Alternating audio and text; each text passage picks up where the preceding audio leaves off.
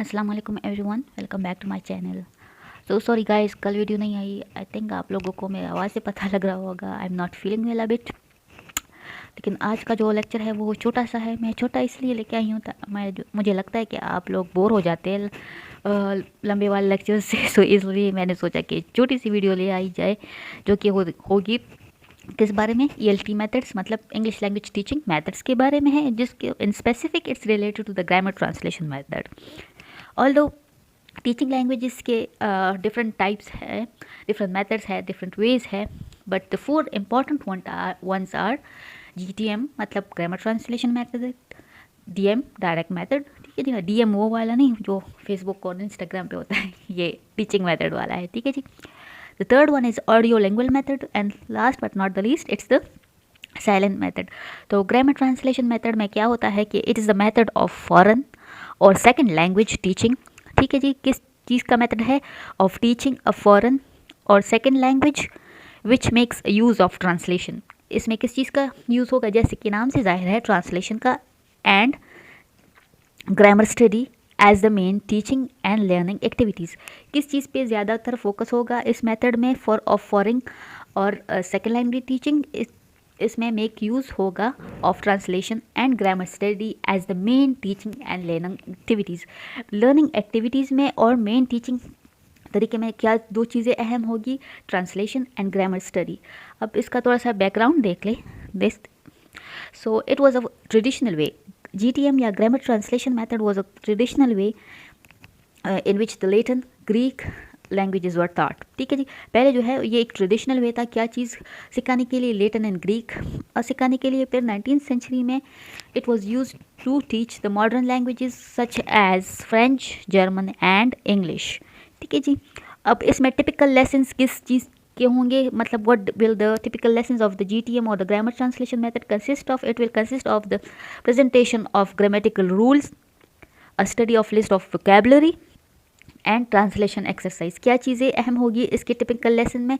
इसके typical lesson में presentation of grammar rule होगा, लिस्ट ऑफ वोकैबुलरी होगी एंड ट्रांसलेशन एक्सरसाइज होगी। फिर इंपॉर्टेंट फीचर्स या कैरेक्टरिस्टिक्स क्या होंगे ग्रामर ट्रांसलेशन मेथड के? कि इसमें टीचर्स का जो रोल होगा इंतहाई स्ट्रिक्ट होगा, जबकि स्टूडेंट्स का रोल कैसा होगा? पैसिव, वो पैसिव रिसीवर्स होंगे, मतलब एक्टिव रिसीवर्स ऑफ इंफॉर्मेशन वो नहीं होंगे।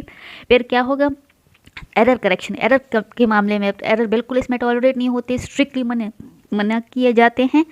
और फिर ग्रामर टीचिंग किस तरह होगी? वो डिडक्टिव तरीके से होती है। बेटा एक बात समझ ले, जो मेथड्स होते हैं या वो तो इंडक्टिव होते हैं या फिर डिडक्टिव होते हैं, दोनों में मेन डिफरेंस क्या है? इंडक्टिव जो होते हैं वो बेटा स्पेसिफिक चीज़ से लेकर जर्नल चीज़ तक जाती है, और जो डिडक्टिव मेथड होता है वो जर्नल से स्पेसिफिक पे जाती है। एग्जांपल से समझ ले, इंडक्टिव के बारे में अगर आप पाकिस्तान की बात कर रहे हों तो फिर मैंने आपको बताया कि इंडक्टिव में क्या होता है कि स्पेसिफिक से जर्नल जाया जाता है, ठीक है जी। तो आप कहेंगे कि हमारे मुल्क जो है पाकिस्तान है, ये इसका किस तरह है कि इस दुनिया में मुख्तलिफ़ ममालिक है, फिर मुख्तलिफ़ कॉन्टिनेंट्स हैं, फिर मुख्तलिफ़ बर आज़म हैं, ठीक है जी।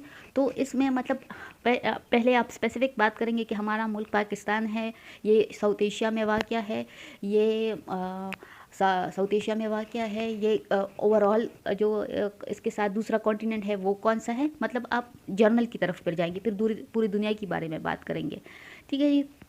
और फिर अगर आप डिडक्टिव मेथड की बात करेंगे बेटा, तो फिर वो जर्नल से स्पेसिफिक आएंगे। तो फिर अगर इसमें आप पाकिस्तान की बात कर रहे हों तो फिर आप इस तरह करेंगे कि दुनिया में बहुत से 7 बर आज़म हैं। अब 7 बर आज़मों में मुख्तलिफ़ कंट्रीज़ है, लेकिन हम साउथ एशिया या एशिया इन स्पेसिफिक कॉन्टिनेंट की बात करेंगे तो वहाँ एशिया में इतने ममालिक है, इतने मुस्लिम ममालिक है। अगर कोई नॉन मुस्लिम कंट्री है उसकी बारे में बात करेंगे। फिर मुस्लिम पे अगर हम बात करेंगे तो मुस्लिम वाले ये ममालिक है, और इन स्पेसिफिक हम जिस कंट्री के बारे में बात करेंगे तो वो क्या है? पाकिस्तान है, ठीक है जी। तो ग्रामर टीचिंग इसमें क्या होती है? डिडक्टिव तरीके से होती है। जो मटेरियल पर यूज़ हुआ होता है वो होता है text from target language literature बेटा ज़रूरी नहीं कि इंग्लिश लिटरेचर की बात हो रही हो। लिटरेचर हर वो चीज़ होती है जो लिखा हुआ होता है, ठीक है जी।